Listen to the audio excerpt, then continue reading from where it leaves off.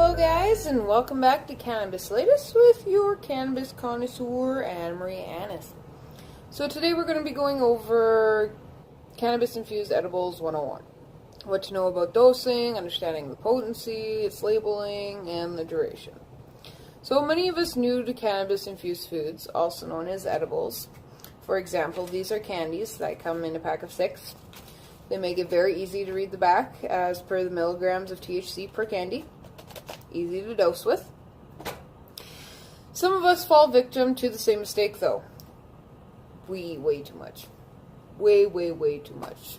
Edibles are a great choice when consumed responsibly. They're potent and body focused, meaning they're perfect for people who suffer from nausea, lack of appetite, insomnia. Unfortunately, it can also lead to disaster if you're not too careful. You eat a whole brownie and feel normal for an hour, then all of a sudden you startle at a police siren and you think everyone secretly is laughing you in the room. So how long does cannabis edibles take to kick in?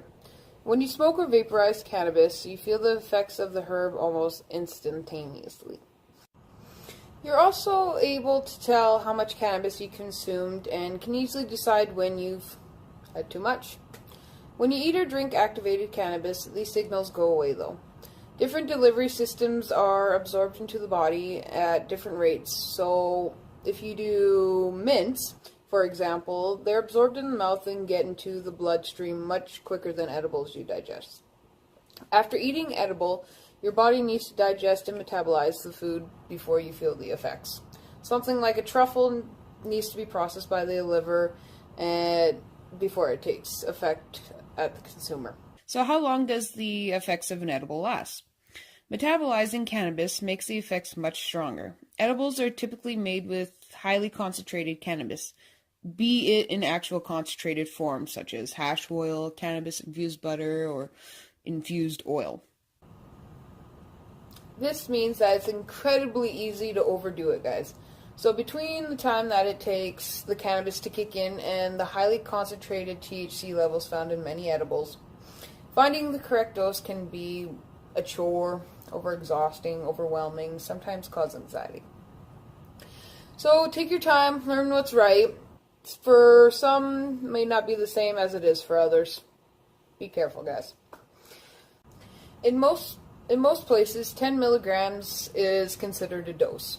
So consider this like one beer. The amount of the effect will change for some people, and some effect might not do to anybody. So take your time, learn what's right for you, dose correctly, dose safely. While no one has actually reportedly died from cannabis overconsumption, ingesting too much cannabis can mean that what once was a pleasant evening can turn into a pretty bad time. Eating the entire cannabis-infused cookie may seem like a good idea at the time, but many times a single product may actually be considered 2 or more doses when it comes to edibles. It's best to taste and wait a while before gorging yourself into a potent and delicious treat. Another important factor, whether you consume the edible on an empty stomach or after you've already eaten. An empty stomach will feel the effects much more quickly, while a full stomach won't hit you as hard. In order to avoid feeling uncomfortable when eating infused product, you may want to take my advice. Eat a meal, and then try an edible. Not vice versa. Food doesn't have the same effect for edibles as it does for alcohol. If you feel like you've taken too much, eating a meal can actually push more into your system rather than diluting what's already there. So be conscious of your tolerance. A 10 milligram edible will likely not feel at all the same to a newbie as it will to a novice heavyweight. Cannabinoids have to pass through your liver, then into your bloodstream to pass through the blood-brain barrier to be the psychoactive. Again, it takes about an hour and a half to 3 hours, depending on the consumer's digestive system.